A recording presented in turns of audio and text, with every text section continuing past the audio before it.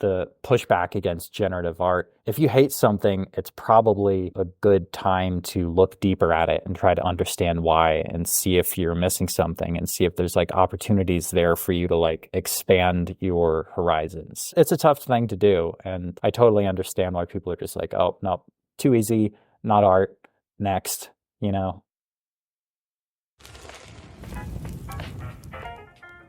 This week I'm speaking with Sterling Crispin. Sterling and I had a really incredible conversation. This is probably one of my favorite conversations, which was essentially at the intersection of art and technology, which is where Sterling has spent the bulk of his career. So we talked about his background, getting postgraduate degrees both on the engineering side and on the artistic side, and his journey both as an artist and as an engineer. So I think an accurate framing of the conversation we had, which is essentially about the technology that we use to create art and to build things in the world, and how the act of using that technology can change us as humans. And so we started the conversation talking about art and how the medium of creating art has changed over time. We talked about the evolution of photography, the evolution of art and painting, and how things like generative art are changing the art scene, and how NFTs have changed the way that artists interact with their audience and interact with the financial aspect of being a successful creator. But we touched on so many things that you're definitely going to come away with a strong idea of the many possibilities that lie ahead, and a lot of the things that we'll need to think about as we continue to innovate and collaborate on new and inspiring technologies. You can get the full show notes, the transcript, and read my newsletter at theknowledge.io. And you can find Sterling on Twitter at Sterling Crispin, and check out his project Flourish, which we'll link to in the podcast show notes or the description if you're watching this on YouTube. If you love this episode, please do share it with a friend. And don't forget to leave a review wherever you listen to podcasts, because it helps us tremendously to reach other people just like you. So I noticed that you have both a master's in fine arts, so you have an MFA, but then you also have the master's in multimedia engineering. So I guess it's kind of two very different sides. I know, like, I've heard you talking a little bit about your background. You grew up in Hawaii, and I think you spent some time in different places in the US as well.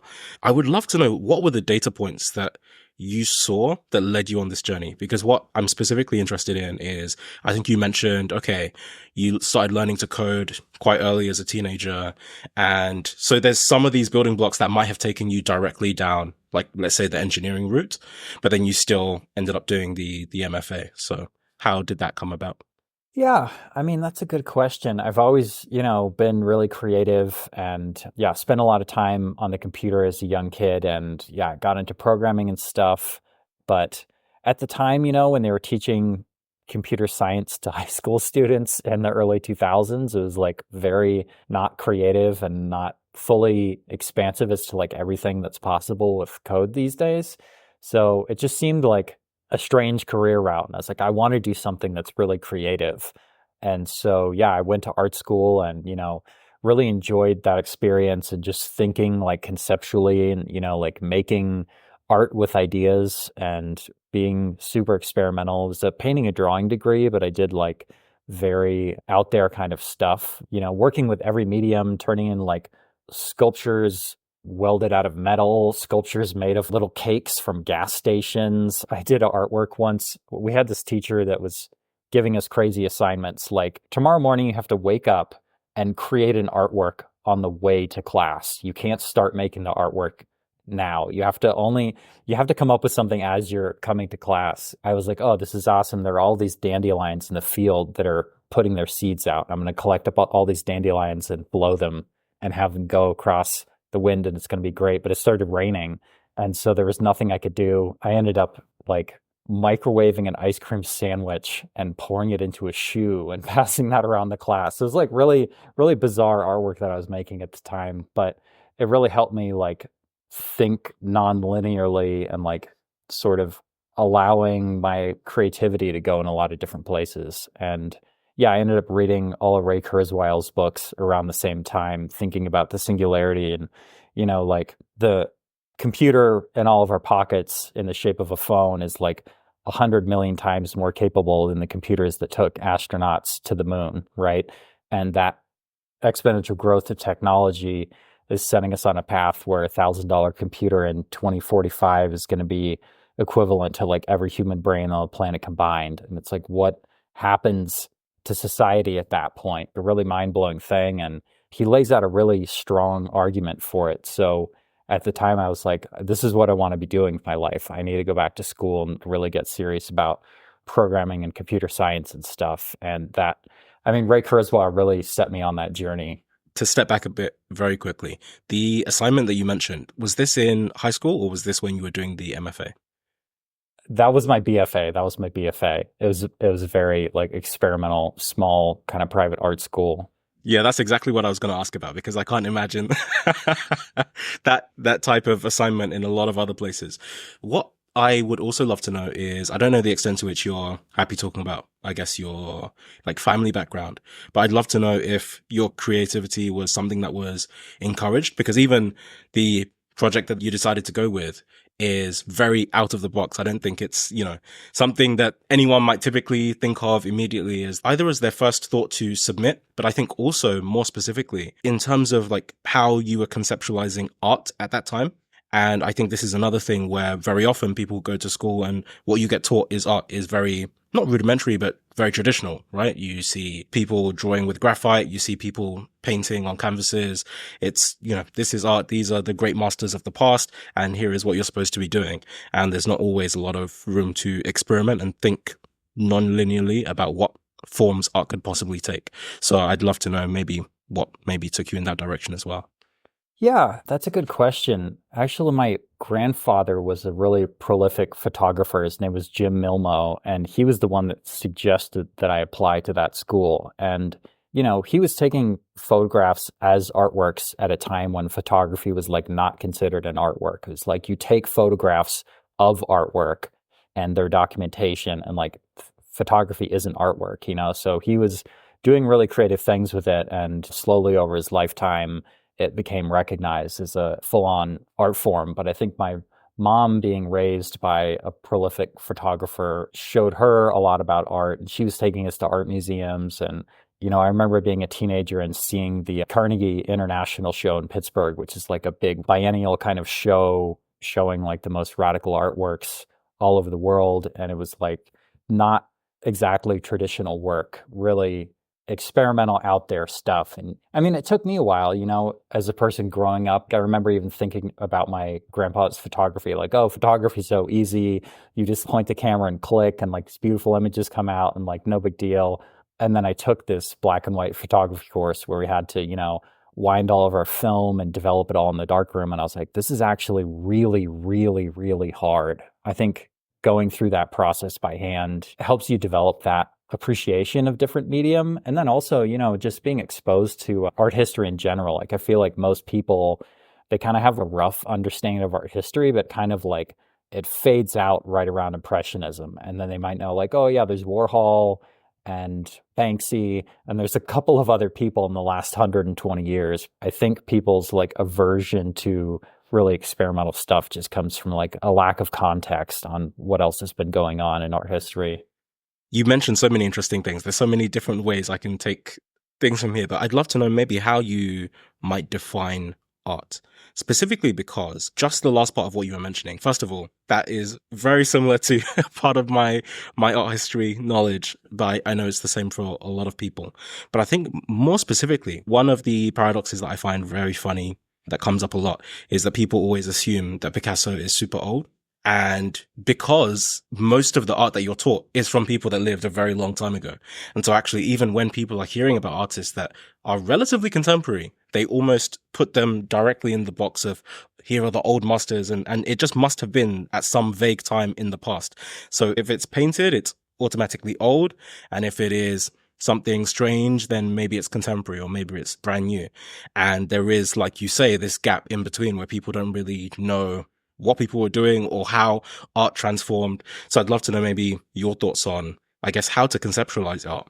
And specifically also because this is the other part that you touched on where there's this idea that using photography, when you take a photo, it might seem easy now relative to, okay, you take the photography on a film camera, you're having to develop the film in the darkroom, you're having to do all of this work. And I was actually writing something today that I posted actually, which is just this idea about the connection between effort and output, and how some of that is changing now that we have like generative art that people are just going on Midjourney and they type in a prompt and create some artwork. And it's what is the extent to which you could call this art that you have made in the same sense when there was none of the effort that is connected to it. And yeah, so I know I've just thrown a lot of different thoughts at you, but I'd love to know how you would respond to that.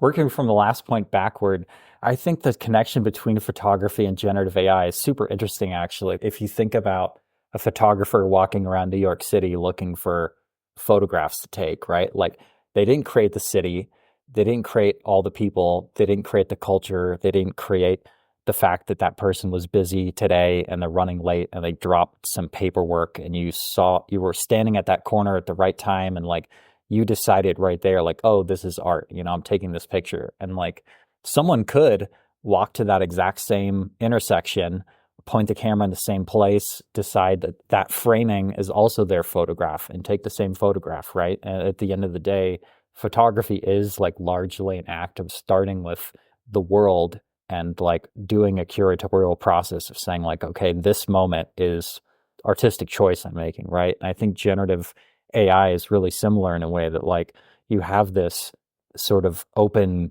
conceptual landscape of things you could depict and the act of you exploring that space and picking something that you are deciding is this artwork and is this final image, is that creative act. So to me, it's just obviously an art form, even though I totally understand, like, if you went to school specifically for, let's say, illustration, and like your career has been like essentially being prompted by clients and then using your imagination and the craft that you've honed to illustrate images and give them back to people, like, this is a very threatening new tool. But like the history of civilization is the history of automating human labor and making things easier and like changing the nature of work and like shifting what it is that people do. So I totally empathize with those people, but at the same time, that's kind of how it goes. And like, I write a lot of code and the same thing's happening to coding.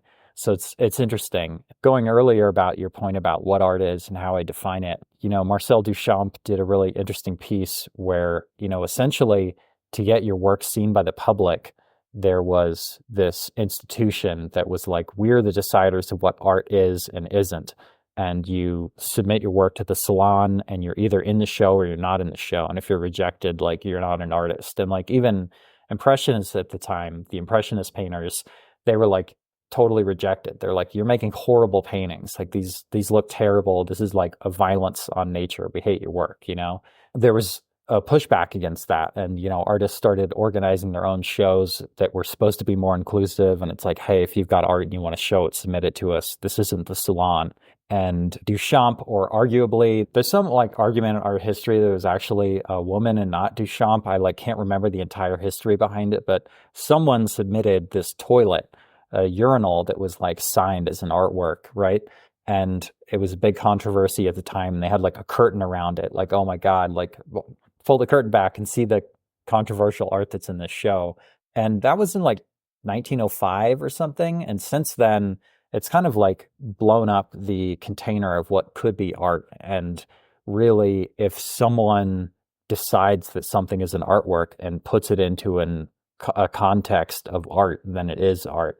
And I know that like frustrates some people and they're like, oh, that's not a definition anymore. If anything can be art, then nothing's art. And it's like, this is how it is. Not everything is art, but if you sit down and consciously choose like, okay, this is an artwork, then we can sit down and talk about it, And I think that the question, like, is this art, is sort of a dead end question. Like, you just end up with like a yes or a no answer and then you move on, right? But if you're like, who made this?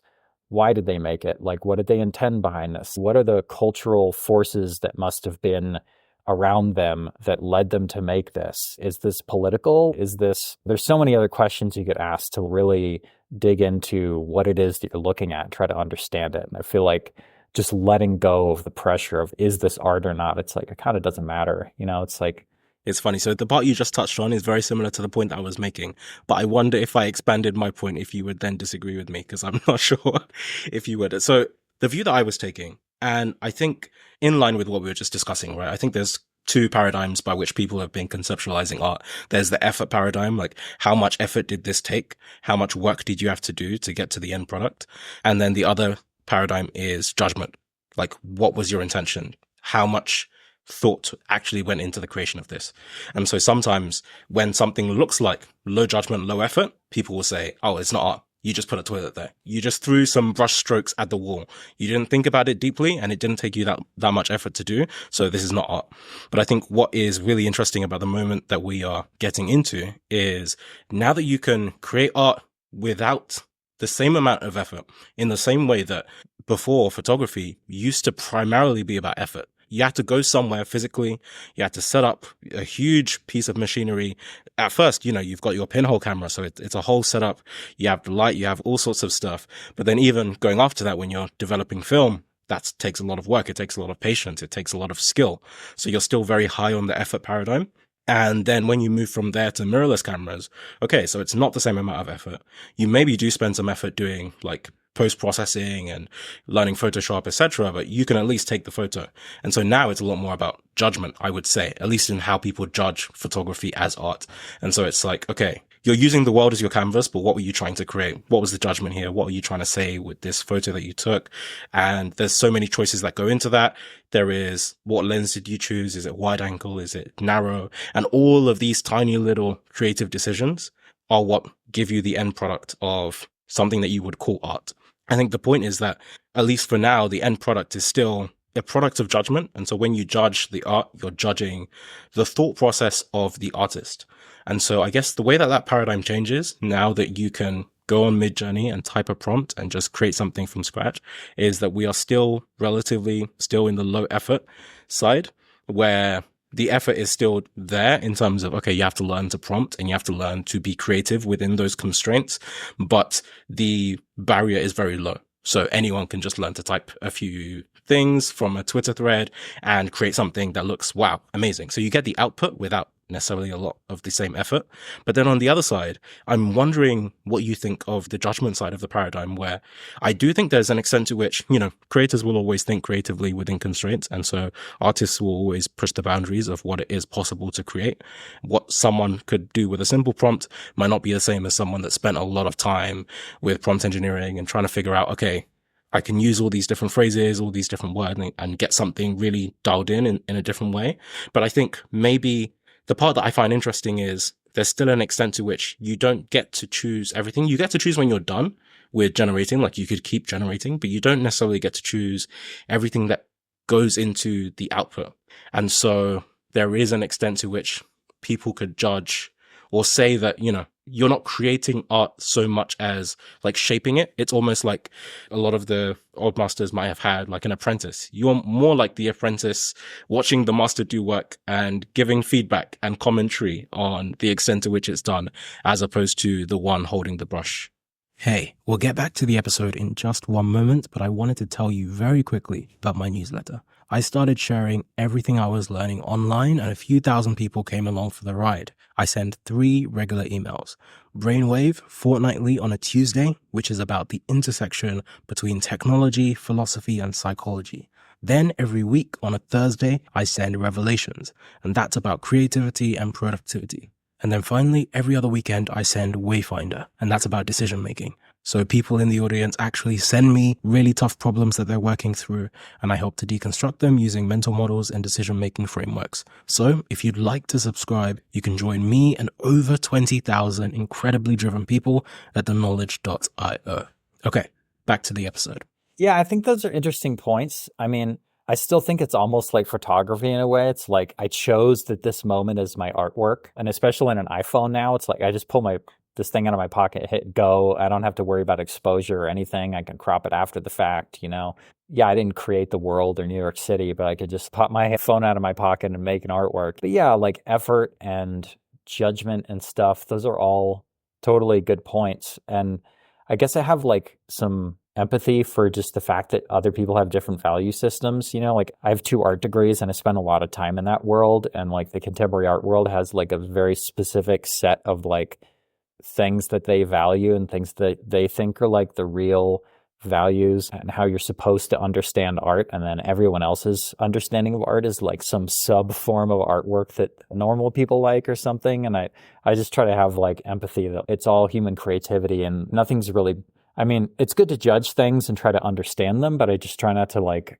come at it from a point that things are in like inherently bad because they don't come from some contemporary art world value system or something, which I think some people get caught up on, or vice versa. Like the public has their own value system and they see contemporary artwork, they see Maurizio Catalan duct taping a banana to a wall and lose their mind. Like this is just vile non-artwork, right? So it kind of goes both ways, but I had an intense experience with William de Kooning's work when I first saw it. I was just like, this is grotesque. Like these paintings of these women that this guy is making, like this is horrible. And my mentor at the time was like, you should go get like a book of all of de Kooning's work and just look through all of it and like spend a couple of days with it. He's still not my favorite artist, but like from an initial judgment and initial knee-jerk reaction, like I understand the things that he was trying to say with his paintings, and like I understand the aesthetic and like the color choices he was making, even though he's still not my favorite artist. Like I kind of get that. And I feel like the pushback against generative art, if you hate something, it's probably a good time to look deeper at it and try to understand why and see if you're missing something and see if there's like opportunities there for you to like expand your horizons. But it's a tough thing to do. And I totally understand why people are just like, oh, no, too easy, not art, next, you know? I'd love if you could explain, you would describe yourself, I think, as a conceptual artist. If you could explain like what conceptual art is, and maybe also a definition for generative art, because I think even for me, I might be using it in the wrong context sometimes. I think there's some contexts where people say generative art to describe that there's the type of art where you can put in some code and it's using like some mathematical computation to create art versus, you know, you click a button and something happens and you don't know what happened. Totally. So for me, conceptual art is like art that primarily the focus of the art might be the idea behind it, whether that's super ephemeral, like some of Yoko Ono's work. Like she has this piece called Painting for the Wind.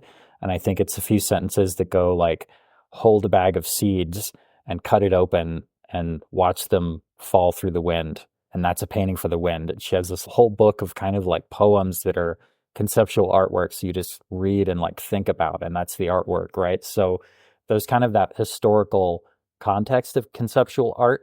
But for me, in the way that I approach it, it's like I just let my curiosity guide me to whatever makes the most sense. And that kind of like form and content relationship where you have an idea and you're like, okay, what form most could reflect that content and that concept? And like, where does that take me? And I work across like a lot of different mediums, and I don't necessarily have like one aesthetic in my body of work that I'm always presenting. It's like a kind of a spiral of interests and aesthetics that kind of like come and go and revisit themselves. Yeah, as far as generative art goes, it is like a very large container of different types of artwork, right? It could be that you're using, you know, Cinema 4D or Blender or some 3D rendering engine and using someone else's algorithm that some computer scientist wrote and clicking a few buttons and watching things happen. Or you could be starting with a total blank slate and writing all of your own code and kind of carefully crafting every part of an equation to make something come out of it. And a lot of that type of generative art has been interesting to see over time. People often write a program to make art. Some images come out of it. They might save them. They might change the program. Some different images come out. And in 3 weeks, you might not even be able to get back to how it used to be. And after the course of a month, you might just say, oh, this one sequence of 6 images that came out of this program, these 6 images are the artwork. And the program was just a tool for me to get there. And there's a whole genre called long form generative art that's kind of come out of the blockchain space where you write a program and transactions are used as a random seed for your algorithm to produce artwork. And so everything that the code produces is like a new instantiation of that artwork. So each piece is an artwork, but then as a collection, you're kind of seeing everything the algorithm does as an artwork. And there's no curation after the fact. So once you create, as things are getting generated, you can't go, oh, these two look terrible, I'm taking them out of the collection. It's just like, you have to get the program to a point where everything it produces is interesting. And that really is like its own subgenre of work that's very specific, and the way that you approach creating that work is like really, really different. And that's been a super interesting journey for me to just like engage with this new context that like really changes what the work is and how it's made. Yeah, I think that's a really interesting aspect that you mentioned as well. And I can't really think of an analog to prior times where art can still have this social element and also an element where you're working with something that is not out of your control, but it is, I guess, in addition to you or beyond you in a sense. That there are some contexts where you can code and create some kind of output, but I can't really think of, apart from maybe like two painters working on a single painting, but even like with photography, which we use as an analogy, you're still very much in control over the output. There's not much that could maybe surprise you in how something comes out unless there was a mistake. Whereas with generative art and working with computers now, almost like partners, it is very interesting to see how that is pushing the boundary of what we can create and what we can expect, and the ways that we can interact, one, with each other, and then also with computers as an intermediary as well. Yeah, totally. I think there's so many ways to think about it. Like, oh, this program is kind of like my studio assistant, or it's almost like the chaos that abstract painting might invite, where you kind of you sort of know what you're doing, and then something else happens, and you kind of have to like roll with it. So, yeah, it's a super interesting medium for sure. I know that we've been talking about art for a lot, and there's a lot of other things I'd love to discuss, but one more question that I had on this, which I thought would be quite interesting, just because you mentioned NFTs. I'm interested in what you think about the relationship between artists and money and financing. And I think, throughout history, we've seen that evolve as well, where you have some of the people that we now say are, oh my gosh, this is one of the greatest artists to ever live. But during their lifetime, they could hardly sell a single painting. I think even Van Gogh could barely sold any of his paintings while he was alive. He did over 900 paintings. First of all, he doesn't have 900 famous paintings. He has a handful. And out of that handful, they all sold after he wasn't here. And now in retrospect, we say, wow, what a great artist. And so it's a really, that by itself is a very interesting paradigm, I guess. But then also now that you have NFTs, there is this financialization aspect, which is far more immediate, I think, unless, let's say, you're doing commissioned work for something where a commission is immediate and it's done prior. I think it's very interesting that now you're seeing a shift to a process where there's almost not necessarily an expectation that art will be sold, but the financialization aspect is a lot much closer connected to the creation of the art. So I'd love to know what your thoughts on that and how that might change, if at all, people's creative process in a sense.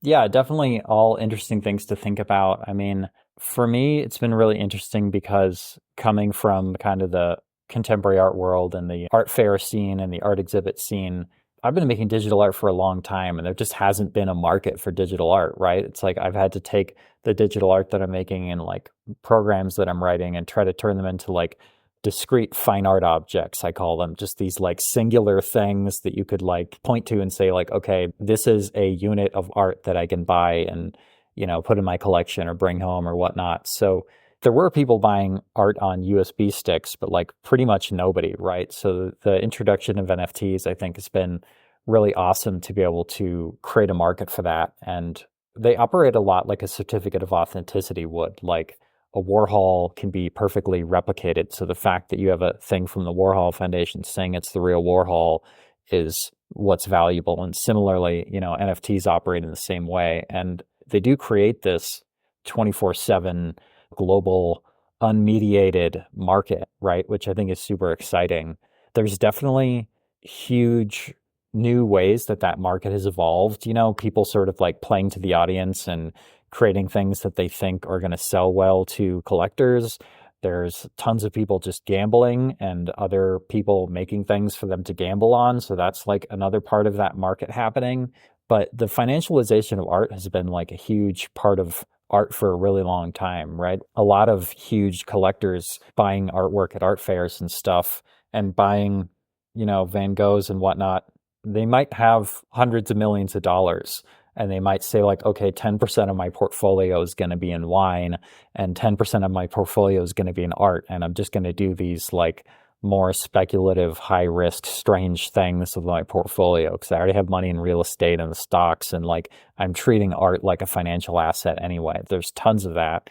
I don't know, like $5 billion worth of money exchanges hands at Art Basel, Miami in, a 3-day time period. So the financialization and playing to the audience and figuring out things that people can gamble on in the art world are definitely a thing. Yeah, it's interesting to see like what's successful in the market and what doesn't work. And at the end of the day, like I'm super interested in memetics and like how everything is a meme. Like Richard Dawkins, who coined memes, is talking about memes like the cultural version of genes, right? So photography is a meme. The fact that you can even do that it's an idea that gets passed between people and passed between generations, and it's something that's like survived over time, right? So the idea that Van Gogh is a valuable painter and that these objects are valuable is also a meme. And it might have taken like a rich collector who got in early on those paintings to then go pay an art historian to write articles about how important Van Gogh's work was so that their collection could accrue in value. And they're like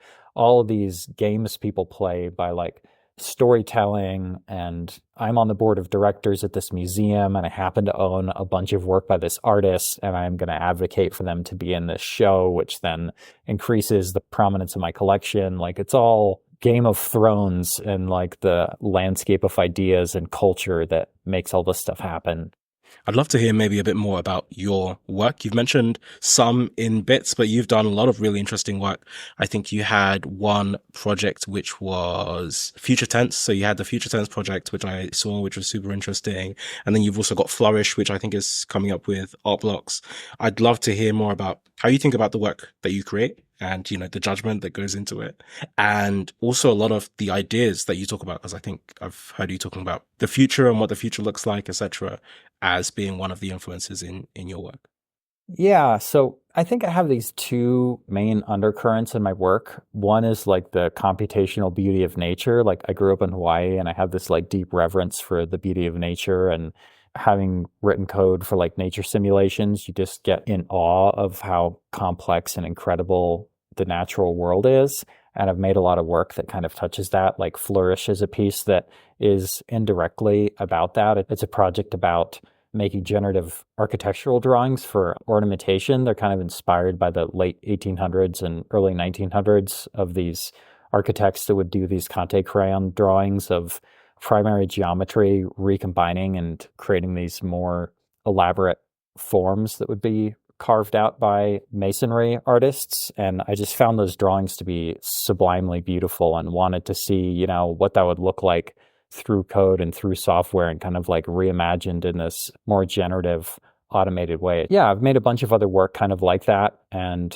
it's like a nice kind of grounding part of my practice. But I'd say like the other underlying current is sort of comes just through like the anxiety of living in the modern world, right? Like somehow there's like geopolitical instability and like the dollar is weakening, and we're growing food in California with 10,000-year-old groundwater. And there's so many sort of like collapse narratives that are out in the air, right? But at the same time, AI is developing very rapidly, and then we've got driverless cars and all this stuff. And it's kind of like, how is this incredible growth seemingly inevitable and also the collapse of the global environment feeling inevitable? Like, how are these two things happening at the same time and in tension with each other? So yeah, Future Tense was like a big collection of works. It was my first solo show in New York that I kind of was taking these anxieties and like turning them into objects and just thinking about these like conflicting cultural narratives and trying to make objects that sort of represented them in ways. So there's one of the pieces is a surfboard that I called an escape vehicle, but it's this like existential escape vehicle. Like I love the idea of, if New York City collapsed, like somehow just like surfing into the ocean, like at the end of the Point Break movie, if you saw Point Break, and just kind of like letting the apocalypse take you. And the surfboard's got like graphs about the CO2 levels in the atmosphere and, AI kind of prophecies and predictions about the growth of AI and that kind of thing on it. That's super interesting. I guess, even on that topic of the future, I would love to know I guess it's your take on one part of it is the future and where things are heading. But I think the other part is what I find really interesting is how our vision of the future has evolved over time. You know, if you look back to, let's say, I don't know, even the 20s or the 50s or so, the vision of the future was, wow, gleaming paradise and how much better everything could be. It was very optimistic. And I think actually even at some points, maybe let's say in the 80s or so, there was still some elements of optimism, but definitely there was also simultaneously a shift towards a lot of pessimism around the world that we are creating. And I don't know if that is just a factor of maybe my point of view might be that I think we had a lot of this initial optimism during a very industrialist phase where we're rapidly growing and there is an extent to which the future could be anything. And it wasn't super crystal clear because technology was taking so many different directions. And then I think we started to catch up to the future we were envisioning and realizing that it wasn't exactly what we thought it was. There were some parts that seemed magical and seemed great, but it's very interesting. For example, when you look at films, Marty McFly had shoelaces that tied themselves, right? And he had his hovercraft and he had a bunch of these things. But what's really interesting is that in some of these futuristic films from the past, there's some really basic stuff that they didn't have. They didn't have doors that just open and close by themselves, right? Which we have. You just have it in the supermarket. And so it's strange how, you know, there's some stuff that we thought, oh my gosh, this is going to be really cool in the future that we never got. And there's some really basic fundamental things like, oh, everyone should just have clean water. And, you know, people should have toilets and all these fundamental things that we completely forgot and we don't have at all. Yeah, absolutely. I mean, what's that saying? The future is already here. It's just not evenly distributed, right? Like that's kind of, I think that's a good way of thinking about it. And I think kind of the pessimism about the future is almost like a second order effect of mass media and like what drives eyeballs and what drives advertising, right? If you say something is scary, it like triggers some deep, ancient part of our brain, like, oh, something's scary. I have to pay attention to this because I might run into it in the future. And so you click through, and we've all been sort of like, as a culture, wound up into thinking that bad things are constantly about to happen, which I guess part of that show that I made was definitely about. But yeah, it's hard to tell like the second order effects of things. I think we could sit right down right now and say, like, obviously the capabilities of AI are going to rapidly advance and they're going to change society in ways that we just can't predict. I think that's part of why Ray Kurzweil's writing is so interesting to me, because he does sort of try to predict what might happen after the singularity, but like the singularity is this idea that like at some point technology is going to advance so far that there is no predicting what's beyond that. It's just this like line in time where like future predictions are no longer possible in any way, right? What does it mean if $1,000 of computing power is equivalent to every human brain on the planet combined? Like, what happens to the government? What happens to corporations? What does money mean? Like things just fundamentally break down. But yeah, I mean, it's interesting. Like, if you imagine the world that you want to exist and start building toward it, it's going to be way more possible. And I guess that's like one of the lessons of SpaceX. Like, we could have really, really incredibly advanced space programs right now, but people stopped working on it. It wasn't this thing where people kept working on it and it kept getting better. Yeah, it's kind of up to all of us to like contribute toward whatever world vision we'd like to see happen. Thank you so much for tuning in. Please do stay tuned for more. Don't forget to rate, review, and subscribe. It really helps the podcast. And follow me on Twitter. Feel free to shoot me any thoughts. See you next time.